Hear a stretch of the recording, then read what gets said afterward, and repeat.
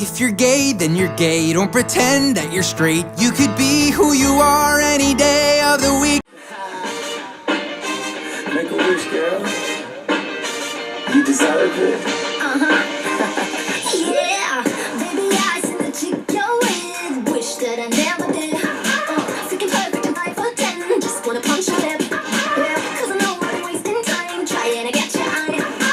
Yeah, I know that I've been so blind, thinking that I'm the type. And now I'm at home, I'm all alone. About to pick up the telephone. Got to call my G so he knows. Yeah, I wish I was tall, I wish I was fast. Wish I could shop with a bag full of cash. 'Cause if I want you, I gotta have that.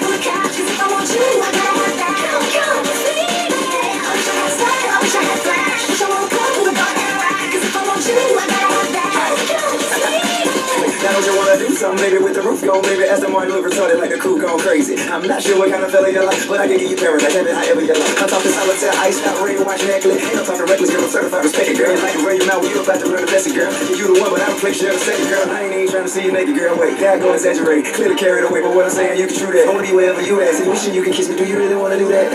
Make a wish, girl. Yeah, I wish I was tall, I wish I was fast. Wish I could shop with a bag full of cash. 'Cause if I want you, I gotta have that. Yeah, I wish I had style, I wish I had flash.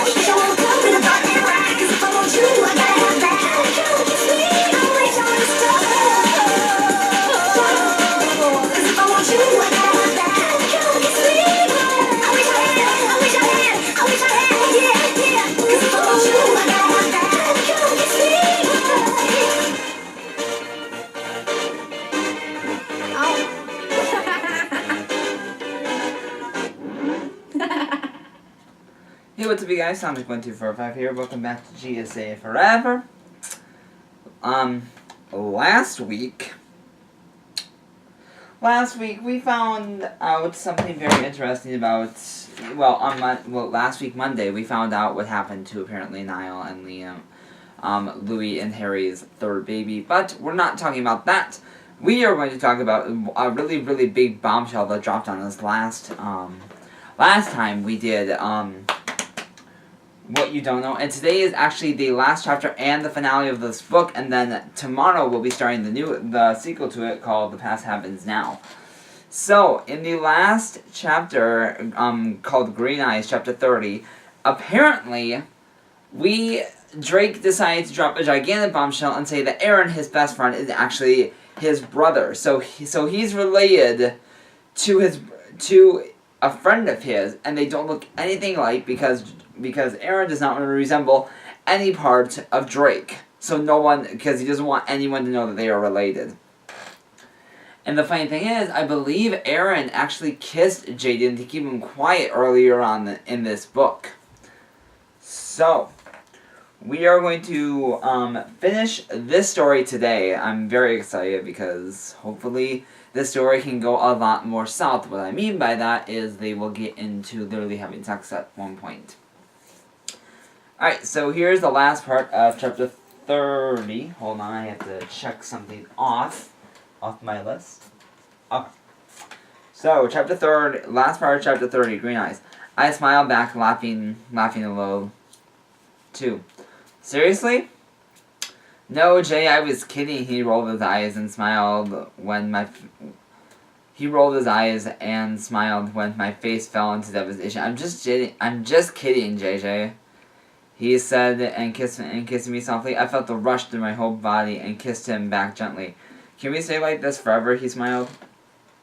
Go ahead and say I'm cheesy, but seriously, he grinned. There's nothing better than this.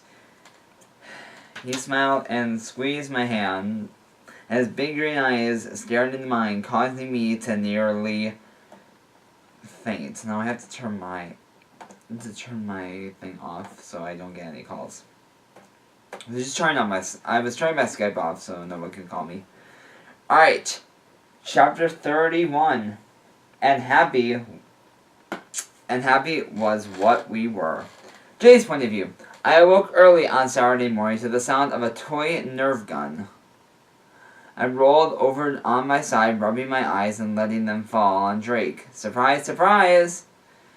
He already showered, dressed, and completely ready for the day. The music was going through his earphones, was almost loud enough for me to make out a couple of words of the song. He was laying on his back with his knees up, shooting little foam bullets at the ceiling, catching them when they fell back down.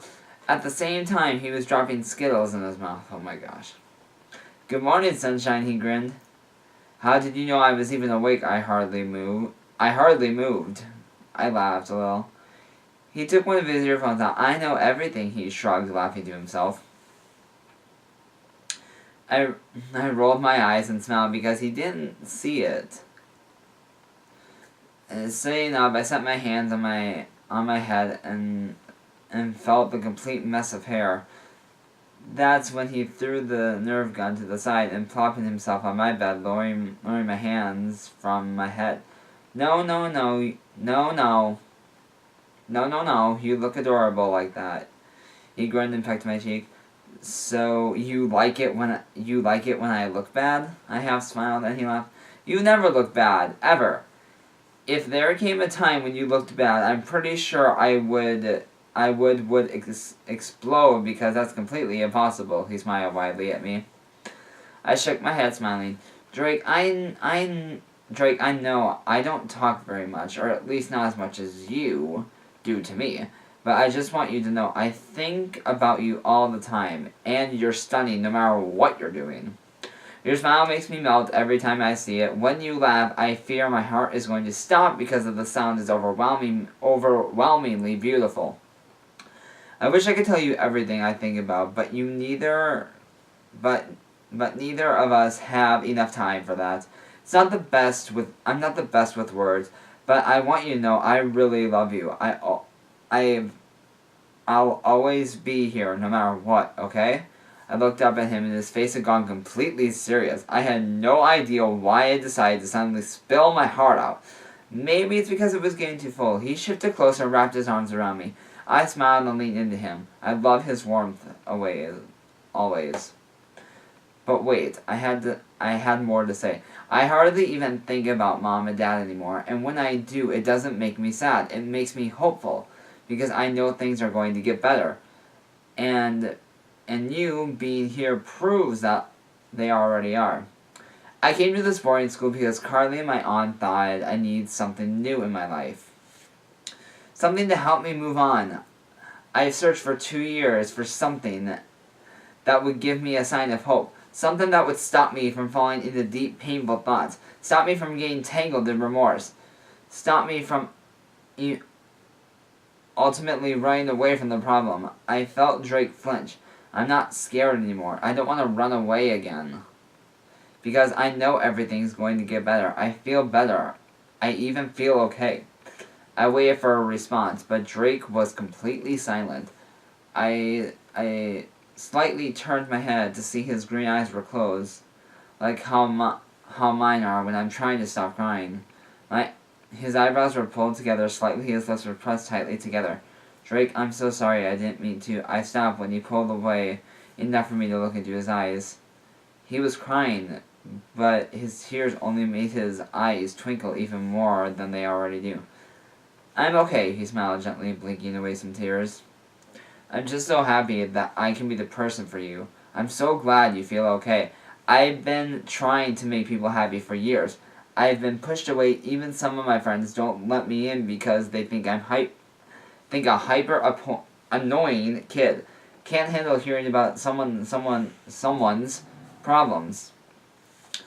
Not to mention my brother, who doesn't believe me, and my dad, who hasn't tried talking to me for years. And then you came along, and you just accept me for some crazy reason. I don't feel annoying around you. I feel like the most special guy in the world because I can make you laugh. I make other people laugh. I make other people laugh, but damn, you smile at me almost more than I can handle. I've never felt so free just to be a weirdo that I am before I met you. He was smiling like crazy now. I accept you because I love you. You're the strongest and most down-to-earth person I know. You have a not-so-good family life, yet you give me the energy that people... But you give off energy that people love. So many people love you because of that contagious smile. I smile at him, feeling a hint of warmth in my cheeks. You think so? He smiled. I know so. I pulled back into a hug and squeezed him.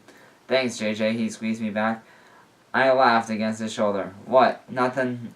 I'm just happy, I said, smiling. He pulled away enough to lock eyes with me. You deserve to be happy. His fingers interlaced mine. He kissed me softly. I kissed back and told him I loved him. I loved him for being the best friend and for flipping my words around and making everything okay. The first time I saw him at that party, last fall, I thought he was just a happy kid with bright blue braces. That was nice to me for some crazy reason. But it turned out he was the weirdest but most amazing, thoughtful person in the world, and his smile was almost as addictive as his laugh. I don't know what's going to happen after today. I don't know if Drake will ever want to talk to his dad again, or if his brother will face the truth. I don't know if Aunt Linda will get the job she wants, or if Carly will date the guy she met from Bob Evans. I don't know if Adam will finally tell Emma how he feels about her, or if he'll get into medical school, the medical school he wants. But holding hands with Drake in the dorm, I knew it was all going to be okay, because I felt everything go wrong before, and now, even though it's not all of it is okay, it all seems a step closer to reaching the point. I knew that people I loved would soon feel okay too. And for now, everyone deserves to know what happiness feels like. You deserve to be happy. Drake was completely right. We both deserve to be happy. And for now, happy was what we were.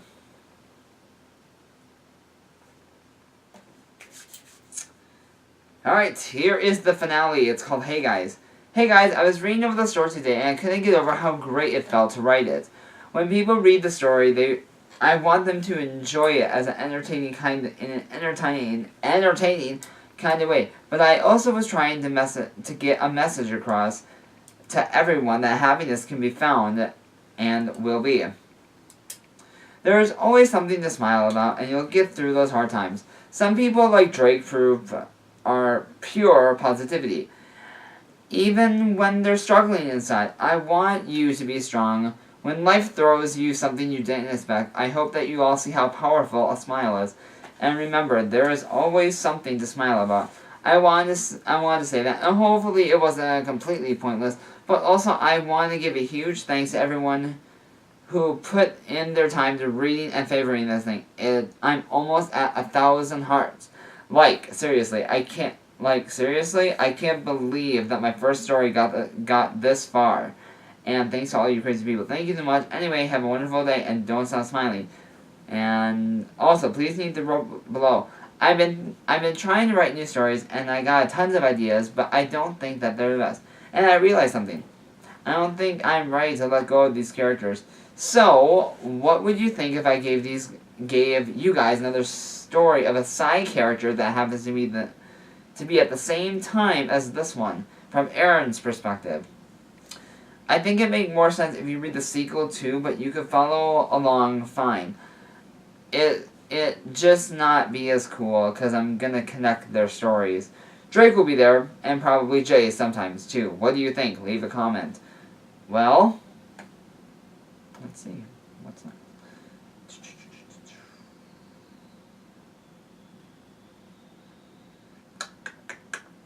Okay. So, that's the end of this chapter. I hope you guys enjoyed this. And tomorrow, we will be starting the new book called The Past Happens Now, sequel to What You Don't Know. Now, If you guys want me to do the other story, the side story that apparently that is talked about Aaron, I can do that story, but we are gonna have to do that after the sequel, so it will make more sense. So yeah, moral of the story, Jay and Drake are now together, and they have not done anything south. I really hope when we do The Past Happens Now, I really hope that apparently continues on with their love story, and hopefully some point in the story they can go south and they can get it on. So yeah, hope you guys have a great day. Until next time, gay is okay, just ask the GSA. Mwah.